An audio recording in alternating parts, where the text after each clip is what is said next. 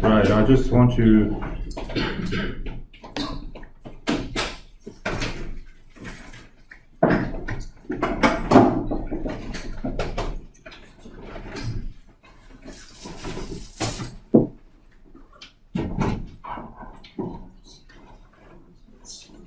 extend a very warm welcome to all of you. I think you need a warm welcome today in Hong Kong, finally.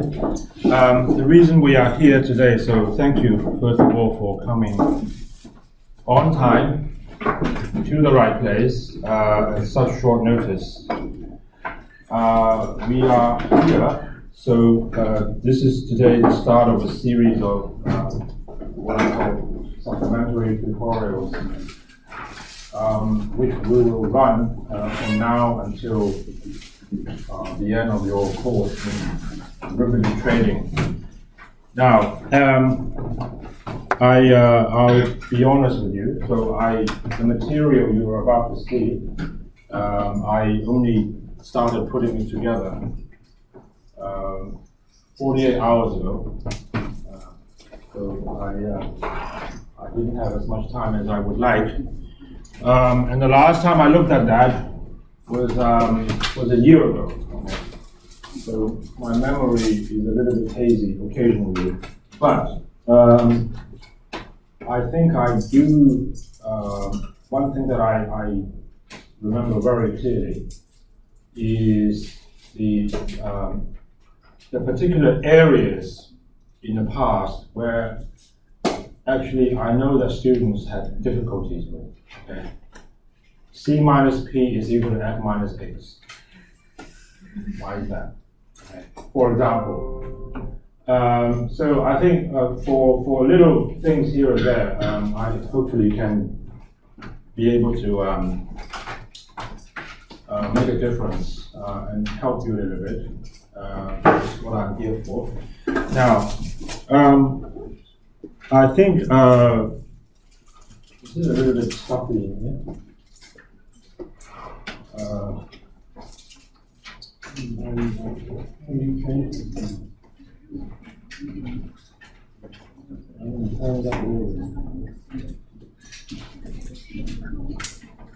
At least for now, okay? So just get the circulation going. I've always actually enjoyed helping to cover this course. It's the area I came from in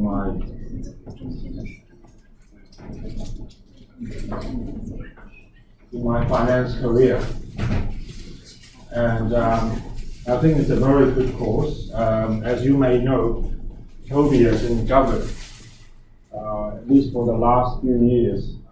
They have hired students from the class after they did the course. They seem to have a very good eye for talent. They always hire the best student. And I don't mean the one always with the top mark, but near the top, but they always hire the very smart guys. And I had a chance actually to talk to some of those students who, after they graduated, they went and worked for Tobias in the company. You might even know who they are. Some of them are still there. And I often ask them, I said, did you find that you were able to apply what you have learned in the class in your everyday work? A simple question. And all of them said yes. Yes, we were able to. In fact, sometimes they would take out the lecture notes in secret and start referring to it. So that already tells you, I think, what kind of a course it is that they're running. It's very practical, as you have gathered by now, I'm sure. So some of the things, some of the formulations are not necessarily heavy on theory, right? my advice to you is you should know by now that when you are tackling courses, it's a little like going to war. So sorry to use that example, okay? But if you go to war, if you go to war in Iraq, you go to war in Vietnam, or you go to war in what else? North Korea, yeah, okay. You have to use scary folk, yeah. You have to use very different strategy depending on the environment. So this is no different. I think this course actually can be very hard, can be very easy. I like you to think it's the second one. It's very easy because there's not really a lot to remember, honestly. You can write down all the formulas you need to use, probably in a sheet of A3 paper. A5, I mean. Okay. Not A3. A5. Okay. A little sheet of paper. There's not a lot to remember. There's a lot to understand. I think that's the problem. Okay. And hopefully we'll get into that in the coming sessions. Now, what I'm going to be doing is, at least for today, I want to take you through some concepts. And while I will probably go quite fast, and I don't mean the speed at which I talk, but I cannot cover every single aspect, and I don't think I should. Okay? It's not necessary. So I will start near the beginning, and I will pick out the aspects that I know people often have problems with. One thing that I do encourage you to do is to write to me.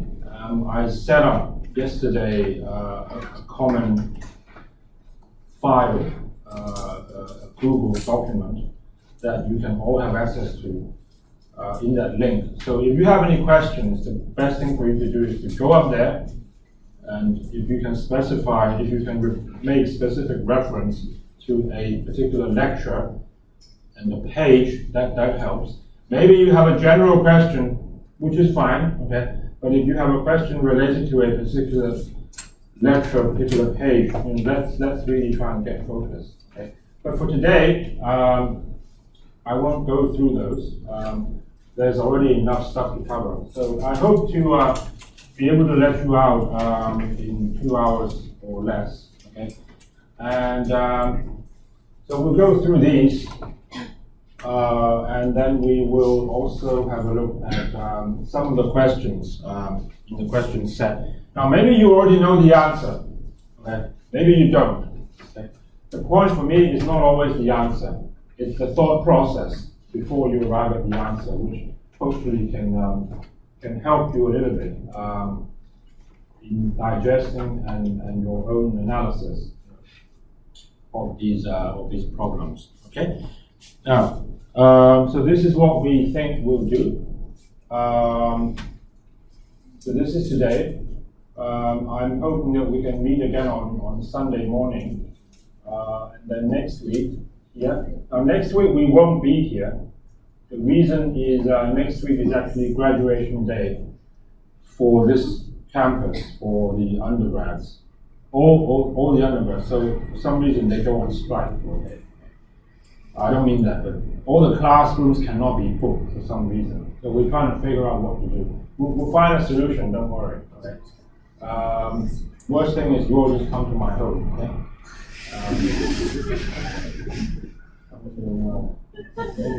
May not fit. Oh no, we have a clubhouse. Yes. No, I'm just kidding. And then, so this will be next Sunday. Now, the last session, I'm hoping we will not need that. It's probably not very meaningful. So either we don't do it, or we do it earlier that week, if we can. Either we don't need it, okay, or we do it earlier, or maybe we run some kind of online conference call or something. So let's see how we go, because there are already 2, 2.5, 1. There will be 9 hours from here to here, which is equivalent to 6 tutorials. So that's what I'm thinking. Okay? Everyone is okay with that? Now, this is what I like to do. So as I said, go through the, especially the areas that I know people have difficulties with. And I like to review also the practice questions. The most important one, this one, okay? So I have to rely on you to tell me everything that is bothering you. That is the best way for us to help you. Okay? Can you just put, I don't have a sign-in sheet today. So I want to thank you again for coming here, and I think this is a very good course. But as I recall, even last year, when I was a tutor, there were some students who had problems. Not big problems, but they thought they had problems, and then turned out it was okay. I think when you have a new teacher and new students and a new tutor, it's always going to be challenging no matter what. Okay, so we just try and do something to address the situation. Okay, yeah, there's that one too. No one's ever failed in the past. That doesn't mean it can't happen. And hopefully the last one is what I like to see. Okay. So is everyone okay with that? Yeah. Now let me start with the auction process for a stock. Now I'm not going to talk too much about this. I can happily go back to it later on if you wish, because I already I produced a little video which I uploaded last night to YouTube, and I tried to explain that. You can play it at half speed, slow motion, whatever you want. Okay? So please check it out and see whether you understand. Essentially, so all that, I mean, in summary, to cut a long story short,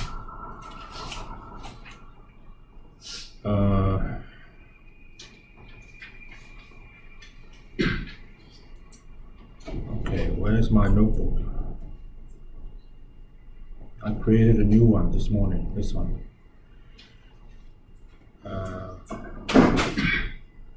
So it's not actually that hard.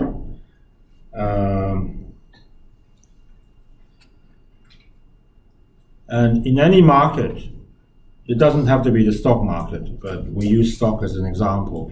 So you have people who want to buy and people who want to sell. And for people who want to buy, I think the prices that were used in the example were kind of like this, around the 250 area. So you got people who want to buy at various prices and people who want to sell. Now, of course, if you want to buy, you can say, I want to buy at $1. Of course you can say that, okay? But everyone's just going to ignore you unless it drops to $1. Likewise, if you want to sell something, yeah, I want to sell it at $1 million. Okay, well, please kindly wait. Okay?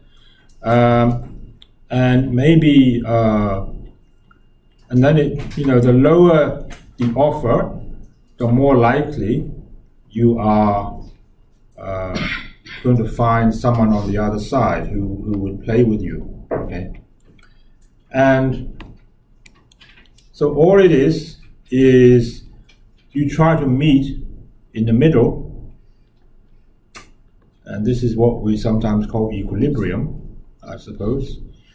And if there are buyers at 251 and there are sellers at 251. Of course, that's very simple, end of story, okay? But sometimes you have people who are happy to buy, let's say at 252 and 251, and you have people who are happy to sell at 252 and 251. Now, I've on purpose written them the other way, if you recall.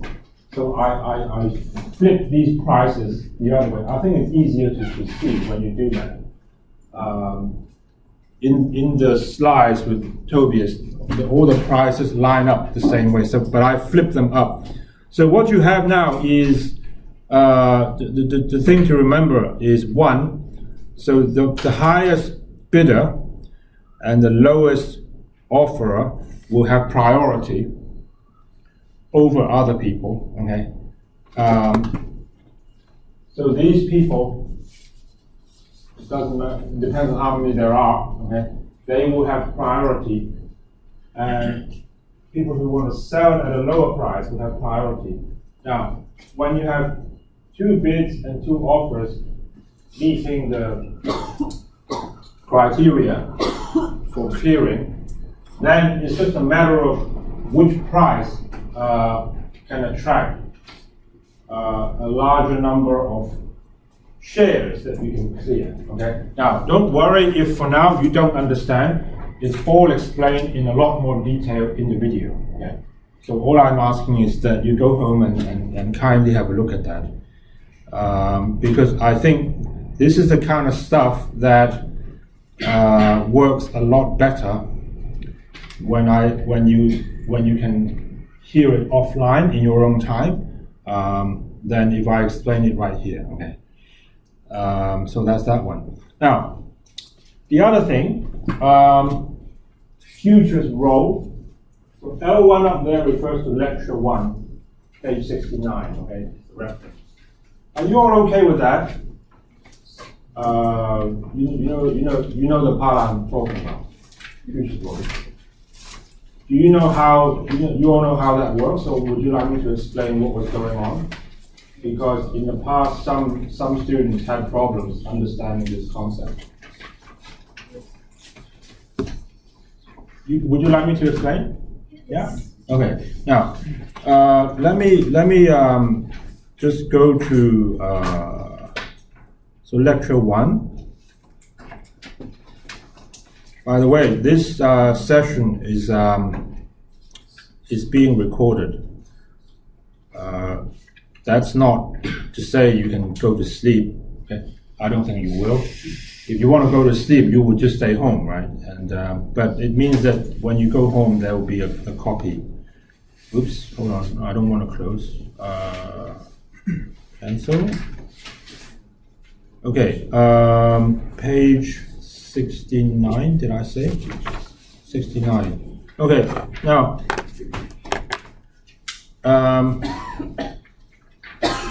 how do I go to 69? Now, this one is regarding the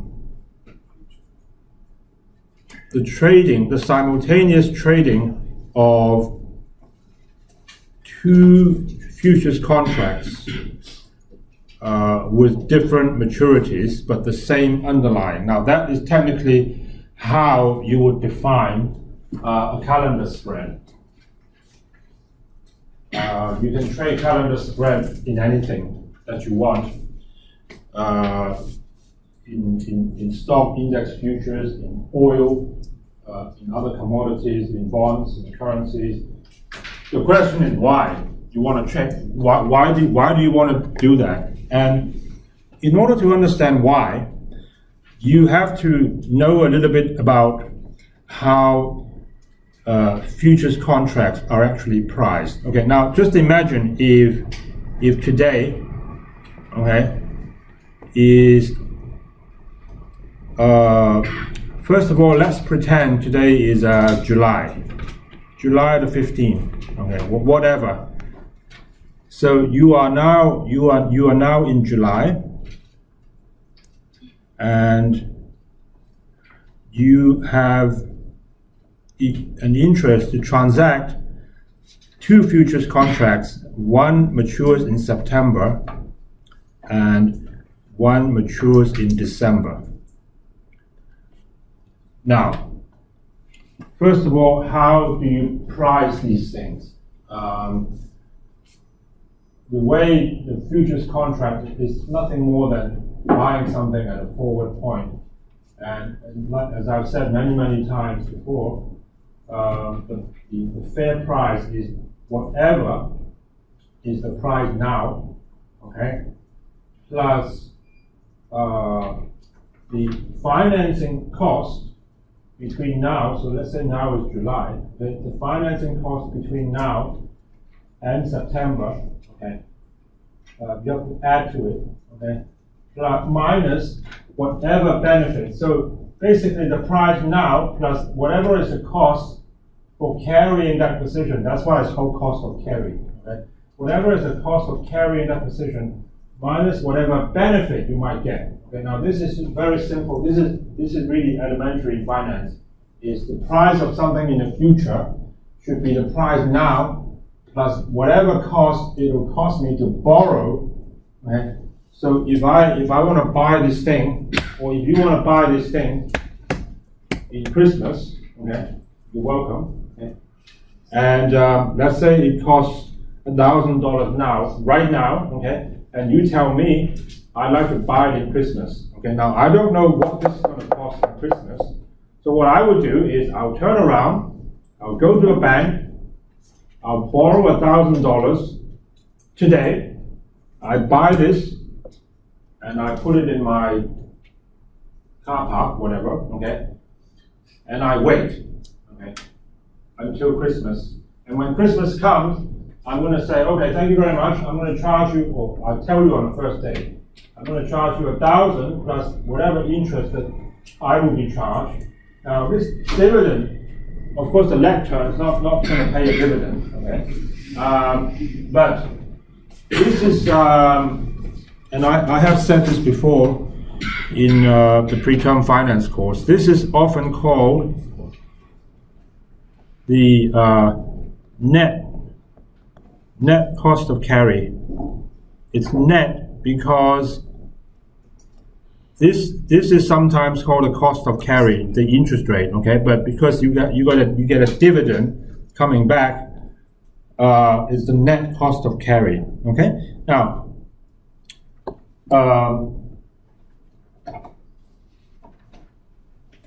that's if you have a contract between now and September. Now, if you have something running from now to December, okay, it's the same story, but you just substitute December for September, and if there are dividends paid in the next 5 months instead of the next 2, this is what you will get, okay? So what ends up happening is, if you are, when they say you are long, if you are long the calendar spread, it means you are long the longer maturity. It's just trader speak, okay? It's just jargon. So if you are long, I think they tell you that somewhere. So if you are long the long maturity, okay, then you are long the calendar spread. Now, if you are long the long maturity and short the short one, what does that mean? So you will be charged the interest from now to December, and you will be paid dividends from now to December, okay? And on the other hand, I'm trying to get fancy and use a different color, but it's not working. Give me another color. Oh, there you go.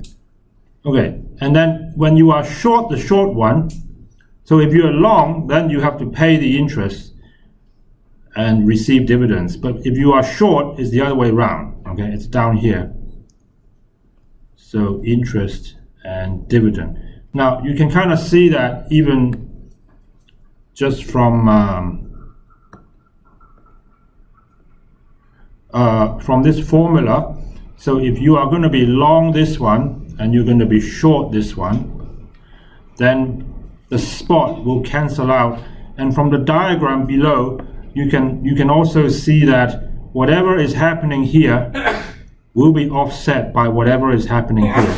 So what you end up is you have an exposure, you have a forward exposure between September and December, where you will be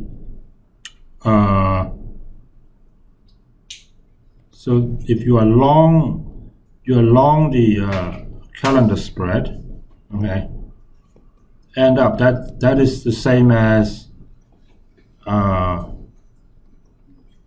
interest, which is a forward interest, okay, between September to December.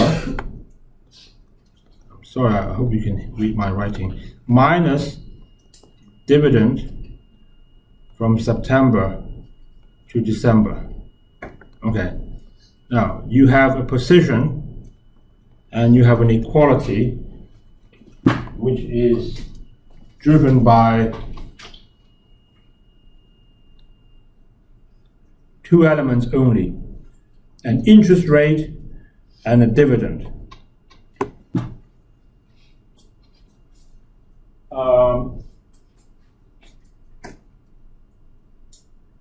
Now, let's just assume for a moment that interest rates don't change. They can, okay?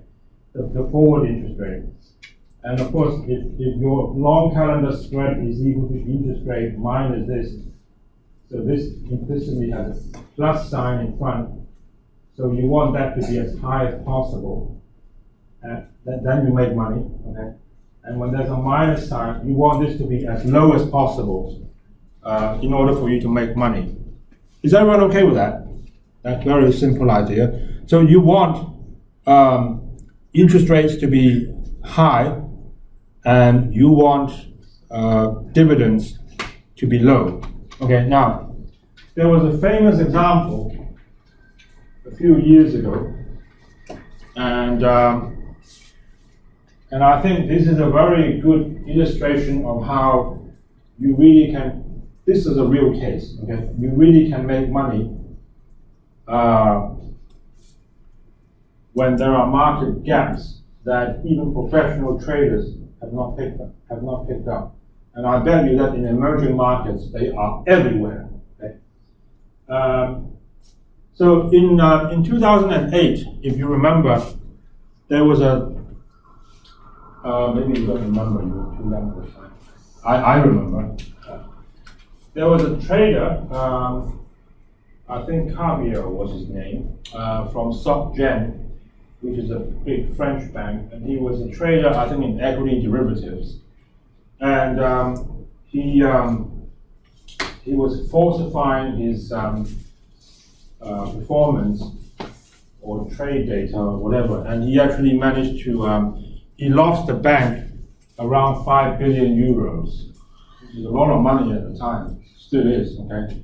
We used to joke about that. He lost 5 billion euros trading equity derivatives before someone found out. The joke was, wow, you have to work really hard to lose 5 billion, okay? I don't know if I can, but anyway, he did. And so I think this happened in February. So the timeline was kind of, so we're in February, and but this was before, so this might be mid-February, okay? But this is before, let's just say 28th of Feb, okay? Let's say that's when the February index future for the CAC 40 expires. Let's just say it is, okay? So you are here somewhere, and then they announced the results. SocGen announced that they lost, the bank lost a lot of money, okay? Now, the interesting thing was, within this period, between end of Feb and end of March, SocGen was the only company in CAC 40 that would be paying a dividend. There were no other companies, okay? And you have to understand, when we say that futures is equal to spot plus interest minus dividend, one important thing to understand here is, when we say, let's say the spot price was 100, okay, let's just say it is, and interest was 1% or 2%, okay, and let's say dividend was 1%. Now, this 2% interest, of course, you can observe that in the market. What is the interest rate today? Okay, you know that. Now, the dividend parameter is a little bit more subtle. It is an assumption, okay, unless there has already been an announcement about dividends. Then it becomes real. Okay, so this dividend parameter represents what the market estimates will be the dividend that gets paid. You see the difference, okay? So let's say you price, you can have futures contracts on, let's say HSBC, okay? So you can have futures contracts also on individual companies. And now we are November, okay? And you price a futures contract to, let's say, March next year, 3 months, 4 months, okay? Now there will be a field where you have to put in a dividend. Now interest rate we know, but dividend, what's the difference? I don't know, okay? They haven't told you yet. Okay? So you have to make an assumption, and that's where the whole thing, hangs on. There is an assumption about dividends, and when you are trading the CAC 40, if you are going to trade the futures roll or the calendar spread, okay? So what you have done by construction is you have taken a position on interest rates. You are long interest rates, is what they say, and you are short dividend. That means at any moment in time, if they suddenly announce a dividend and they say, oh, I'm sorry, I can't pay you 1%, it'll be 25 basis points, let's say, then the futures price will immediately adjust, okay? The thing is, on that occasion, so you have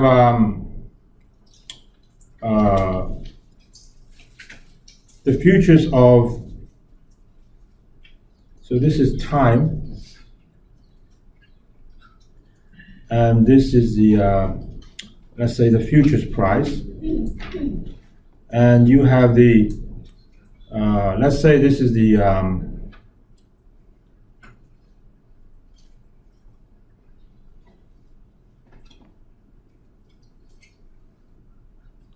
March contract, and then there's a February contract.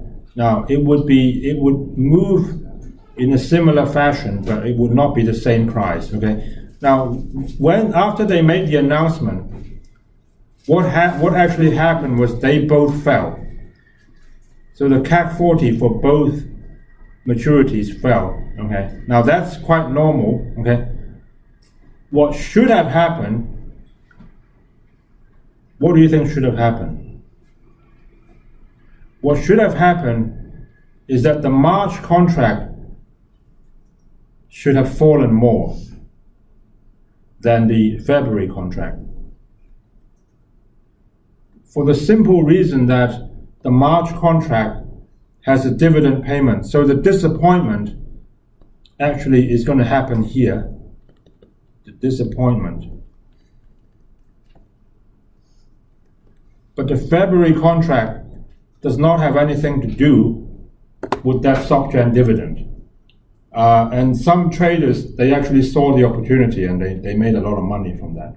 Okay, so that's the futures rule. So you actually, by being long one contract and short another one, what you've done is you've eliminated your spot risk and substantially your interest rate risk, and you basically taking a view on the dividend in that forward period. Okay, now it's quite a common way for traders to just focus on a particular specific aspect and then without having to worry about the risk of the underlying. Okay, now just have a think about that, and you let me know later if you still have questions. Okay. Now what I want to do is I want to now pairs trading.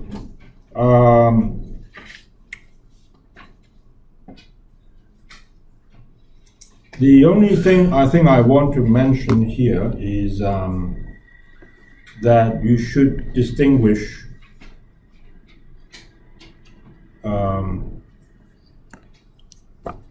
you must understand the difference between price maker and price taker. And so pairs trading is in essence trying to, or in this context, is trying to trade either similar underlyings or maybe the same underlying in two different markets. Trying to take advantage of the fact that one market may have a bid offer which is wider than another market. Now that would be a trader's dream come true. Doesn't happen very often. Okay? And this is where you have to understand the difference between a price maker and a price taker. Okay. Now let me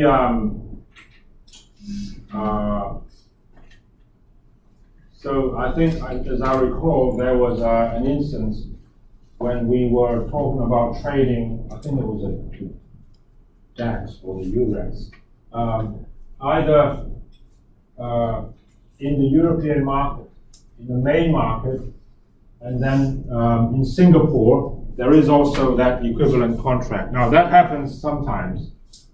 Singapore is very good at that. Okay? They see whatever is popular elsewhere, and then they will say, "Oh, okay, yeah, let's try and create a similar product here." So you can trade European stock index futures in the CIMAX, Singapore Exchange. Now, what's good about that? There are a couple of things I can think of. One is you can trade in the Asian time zone when everyone in Europe is still asleep, and you might be able to trade in smaller size. So the notional principal might be. So for retail investors, that can be a good thing. I know you can also trade, for example, the Nikkei.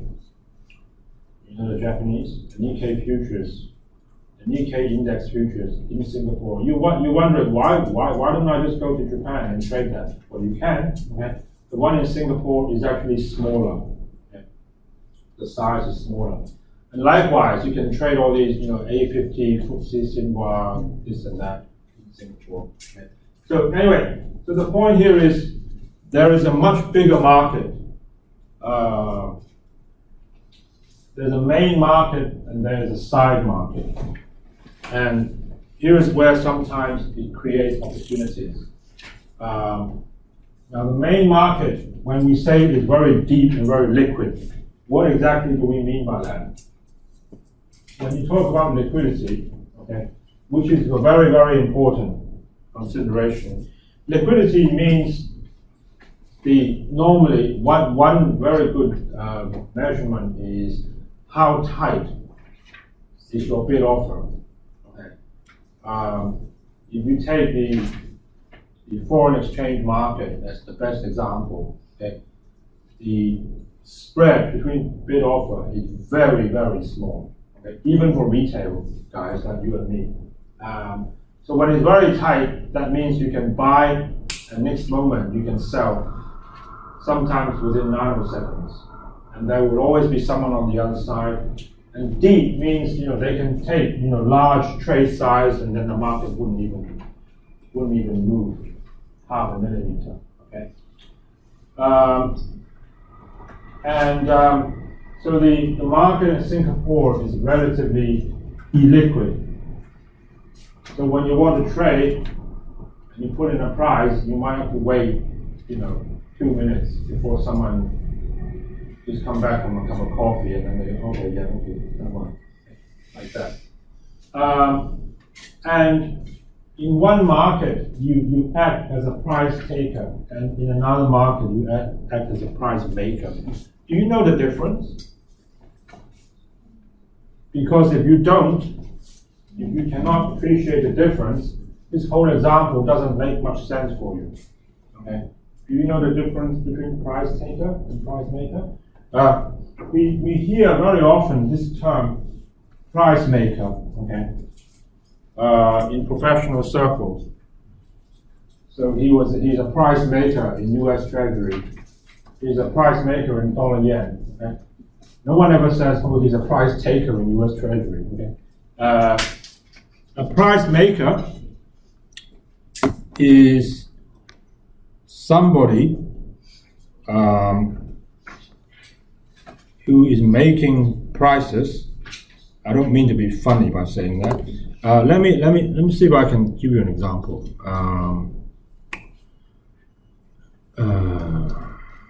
Does this have bid offer? No, just last price.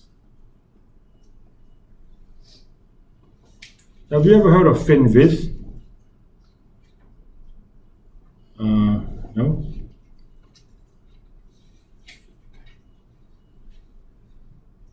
Okay, let me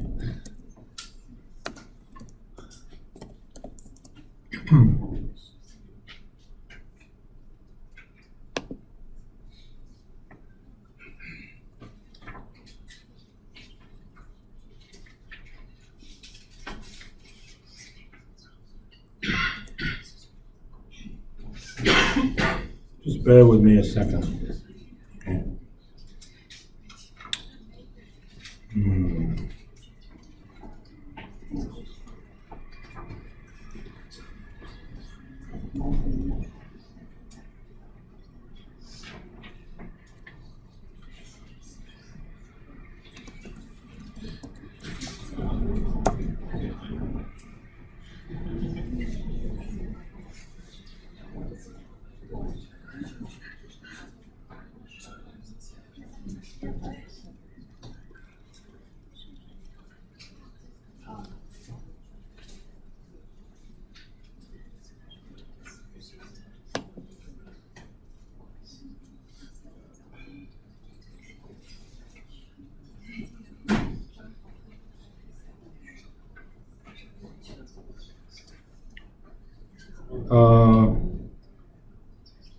All right,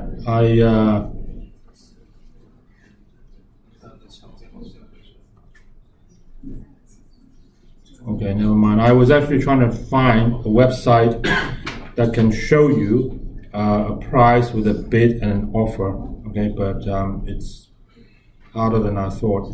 Now, this is a share of JP Morgan as an example. As of closing last night. Now the price here says 73.25. I want to just explain to you what is the difference. So let's just use JP Morgan as an example. 73.25. Now normally when you go to a market, any market, you will see, when you really want to trade, there will be a bid, let's say 73.20, and there will be an offer, let's say 73.30. Now in reality, it's tighter than that. Okay, there's a bid, there's an offer. Now, what is the difference between a price taker and a price maker. Now, if you are a price taker, it means you go to the market quite often as a customer, and you want to buy or sell. Let's say you want to buy JP Morgan shares right away, and there are available prices for you to trade. And if you really want to buy right now, right away,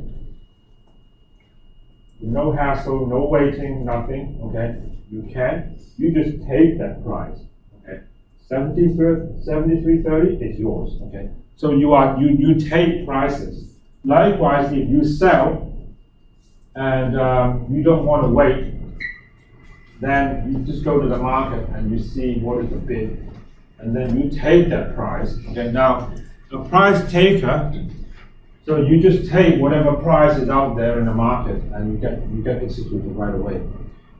A price maker is the exact opposite. Now, price maker is basically part of a trader's function. Okay, so if I am a price maker for, let's say, Deutsche Bank, and I work on the equity desk, equity trading desk, and I'm a price maker, I am the one, I made these prices.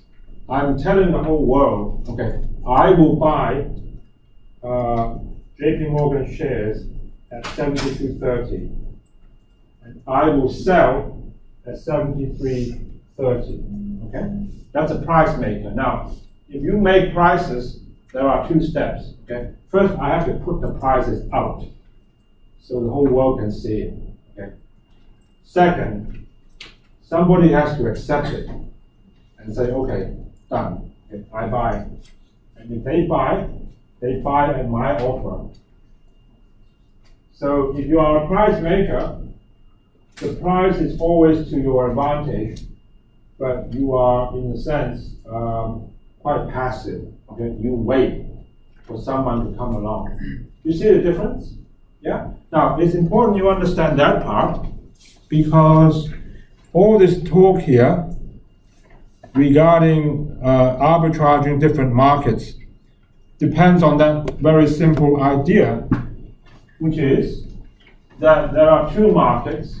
One is far more active and very, very easy to trade, but margins are thin and bid offers are very tight. The other market, the bid offers are wider, but it's not so active. So what you do is, in a market that is not so active, you put out your own prices, what you would like to do, and you sit there and you wait, okay? You wait. And then that means if someone wants to trade, they will buy from you, and you are selling, so you sell at the offer and you buy on the bid. Now that's actually very good, because you buy low and you sell high. Okay? The problem is you have to wait. Now, when you arbitrage between two markets, what happens? You put out prices here, so someone will hit you, so someone will sell to you, so maybe you buy, okay? And after you buy, you immediately turn around and you go to the fast market. I think that's an appropriate way to call it. This is the fast market. This is the slow market.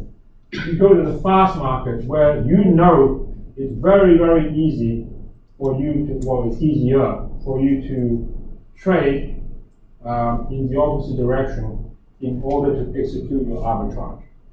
You get me? Okay? So that's the idea. Okay? Now that idea wouldn't make sense to you unless you can appreciate the difference between these two, and why is it that in the slow market you want to be a price maker? Okay?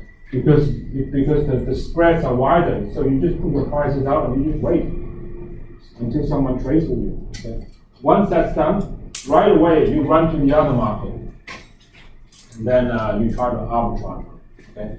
Now I have some further slides. These actually relate to the lecture notes, so you can go home and have a look. But essentially, what you would love to do is, okay, so this is the Singapore, this is the slow market with the wider spreads.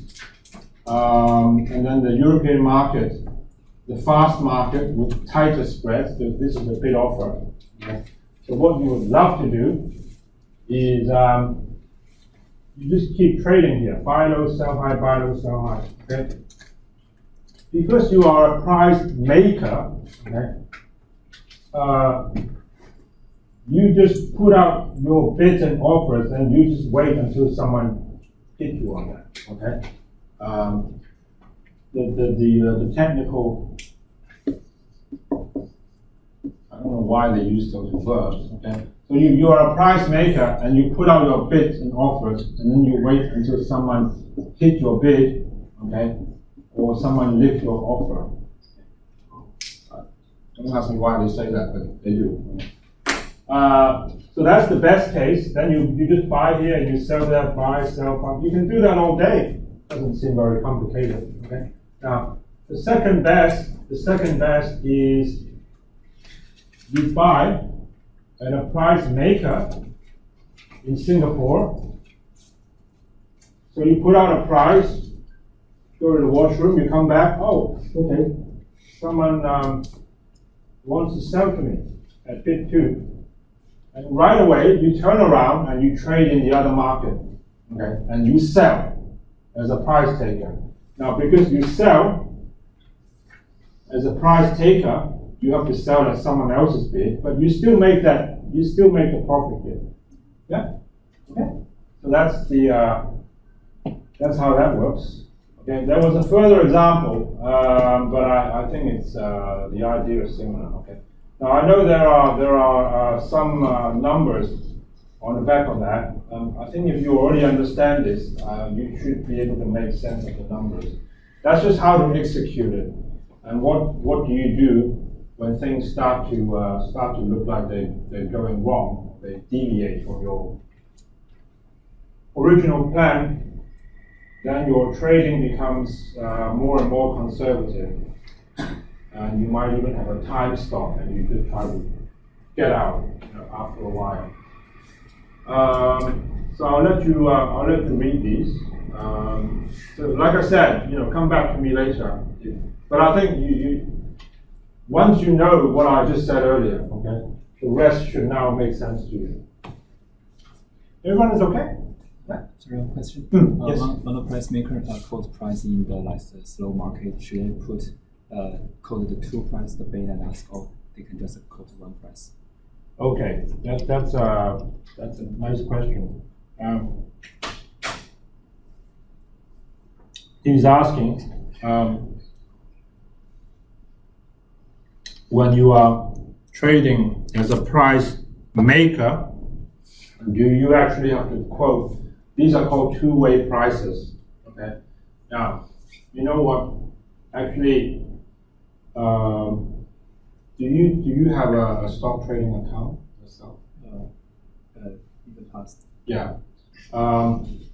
I've said many times this is the best way for you to really focus your mind and learn a bit about trading and markets. Just don't become addicted to it and lose your pants.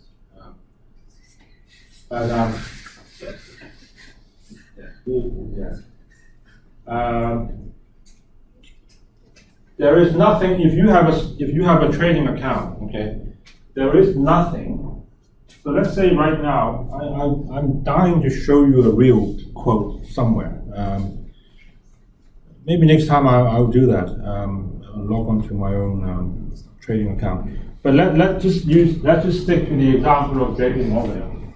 So 73.25 or whatever. Okay. What was it?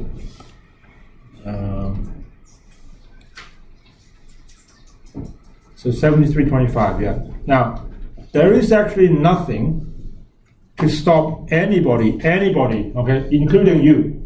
So if you have a stock account, you actually can go in front of the computer and you can say, I bid 73.18, let's say, okay? Now, and you don't have to, you do not have to put a two-way price. No, you don't.